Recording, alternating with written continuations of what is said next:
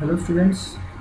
आज की क्लास में अपना इको का आगे कवर करेंगे, सॉरी बीएसटी का आगे कवर करेंगे। बीएसटी में अपना हमने इकोनॉमिक रिफॉर्म पढ़ चुके थे। वो 1991 में क्या हुआ था, ग्लोबलाइजेशन, प्राइवेटाइजेशन और लिबरलाइजेशन हुए थे, वो चीज़ पढ़ चुके हैं। अब पढ़ते हैं डिमोनेटाइजेशन। डिमोनेटाइजेशन क्यों किया जाता है और इसके क्या फीचर्स हैं और कब किया गया recently. The government of India made an announcement on November 8, 2016 was profound implication for the Indian economy. The two largest denomination notes 500 and 1000 were demonetized. तो इन दोनों को मार्केट से डिसकंटिन्यू कर दिया गया with immediate effect, ceasing to be legal tender except for a few specialised purpose such as paying utility bills. ठीक है, utility bills को छोड़ के बाकी सब जगह हमने एकदम से इसको सीज कर दिया। This led to 86% of the money in the circulation invalid। तो 86% जो मनी लोगों की कैश की फॉर्म में था उसको क्या कर दिया गया, इनवैलिड क्लियर कर दिया गया। The people of India had to deposit the invalid currency in the banks with which come along with the restriction placed on cash intervals।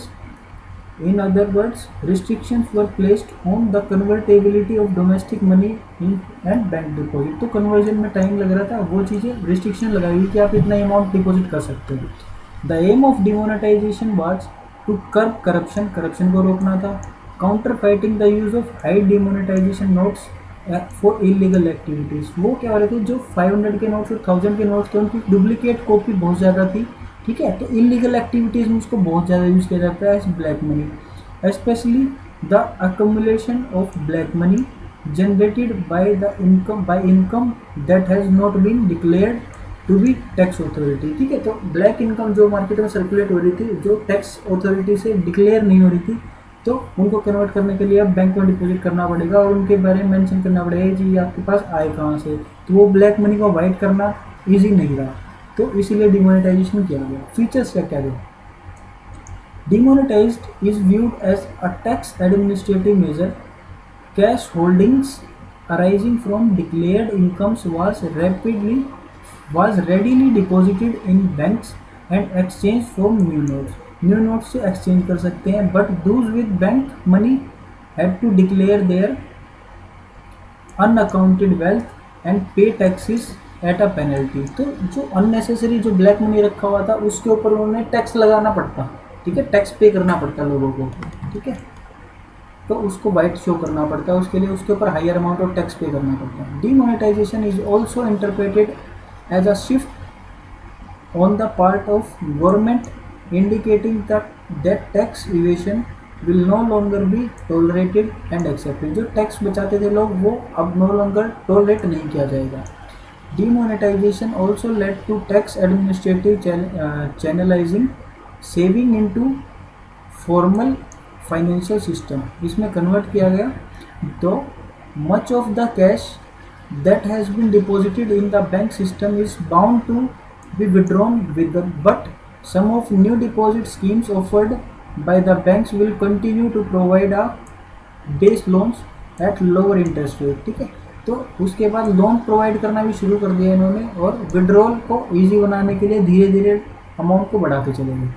Another feature of demonetisation is to create a cashless less cash और cash light economy. ठीक है, economy में तो online transaction ज़्यादा करने लगे, इसके लिए भी इसको डिमोनेटाइजेशन को लेके आएगा।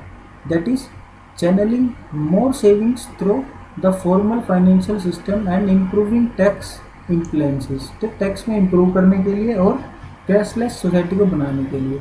दो there are arguments against this as digital transaction require use of cell phone for customers and point of sale POS machines for merchants.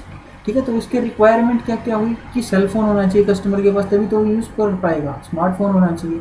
दूसरा, पॉइंट ऑफ सेल मशीन होनी चाहिए किसके पास, POS मशीन जिसमें कार्ड स्वाइप करते हैं, वो किसके पास होनी चाहिए, सेलर के पास यानी मर्चेंट के पास, आम शॉप वाले के पास होनी चाहिए। Which will only work if there is internet connectivity. अगर इंटरनेट होगा तो ही काम कर पाएंगे।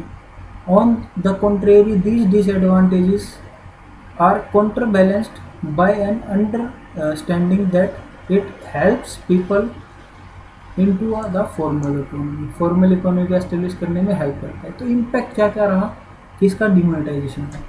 मनी और इंटरेस्ट पे, decline in cash transaction decrease हो गई, बैंक डिपॉजिट इंक्रीज हो गई, इंक्रीज इन फाइनेंशियल सेविंग, लोगों की सेविंग्स में इंक्रीज हो गई, फाइनेंशियल सेविंग्स की।